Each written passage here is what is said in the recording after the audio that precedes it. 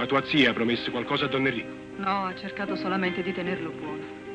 Ma gli ha detto chiaramente che io non avevo nessuna intenzione di sposarlo. E non gli basta? Lui non accetta mai un rifiuto. Mi aveva messo gli occhi addosso fin da quando era ancora una guagliona. Per questo mio padre mi aveva mandato in collegio a Milano, per allontanarmi da lui. E nessuno me leva a capa che l'ha fatta ammazzare lui. E mo ricatta mia zia. Non conosco gli affari di tua zia, però ai ricattatori non bisogna cedere mai. Tu sei venuta qua per non farti vedere dai suoi, è vero? No, Maria, non devi avere paura. Io saprò difendere te e il nostro amore. Ma è per te che ho paura. Ma sì, ci stanno un fame, caso mi piglia a Maria.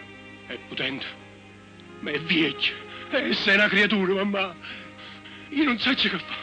Io guardi che sta la cina, mamma. No, no, figlio mio, no, no. Tu non mi hai diventato un delinquente. Tu non ti arruinare. Oh, figlio mio, no. Io quando ho lottato per farti crescere sana e onesta.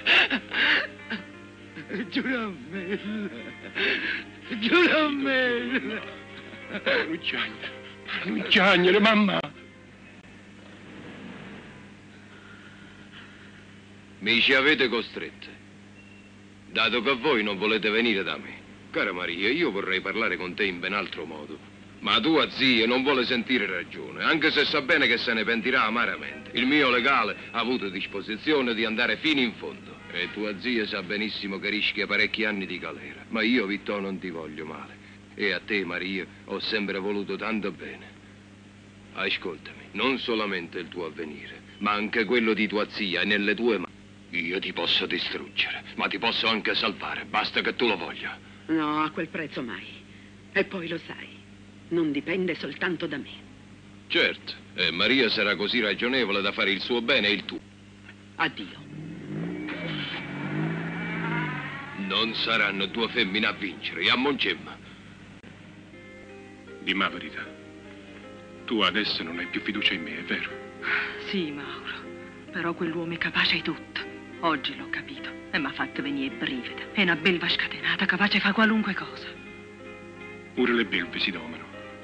Sta tranquillo. Vorrei, ma come si fa? Che stia un bel scognizzo, ascoltato, casa balla tutto pizzo, o quadriglia fiorello, provediamo un pizzo, o mastiglia ratta casa, che ti fanno due carizze, quanto è bello fatti in occhio, prova costetto ci avvizzi, e ci teniamo già pazzo, più di sprire e più da pizza, quante sorte dopo l'uccetto, come a tanta piranizza, te ne scina spizza, fino a quando non capizzi che stia a rompere scognizzo, può parole a volere. Ma insomma, io mi domando poi perché tu vuoi insistere con una donna che ama un altro. Tutto questo è pazzesco.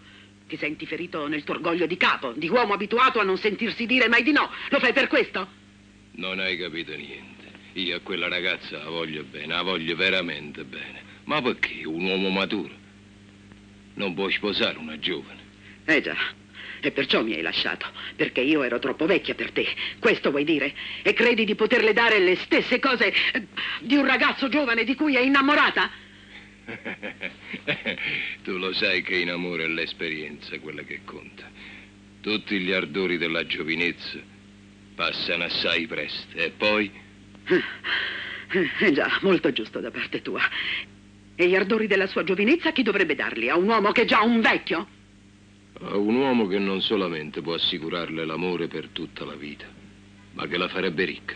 Maria non vuole la tua ricchezza, vuole l'amore e nient'altro, quello di Mauro però. E se poi un giorno questo romanzetto dovesse finire? Che importa, per lei sarebbe lo stesso. Un uomo come te non riuscirà mai a capire questi sentimenti, mai. Ma quali sentimenti? Le illusioni di due giovani. E che vuoi? Le donne sono strane, a volte preferiscono vivere di illusioni. Le donne sanno, quando fa, come te cogliere, che quando muore tutto contento mi dia.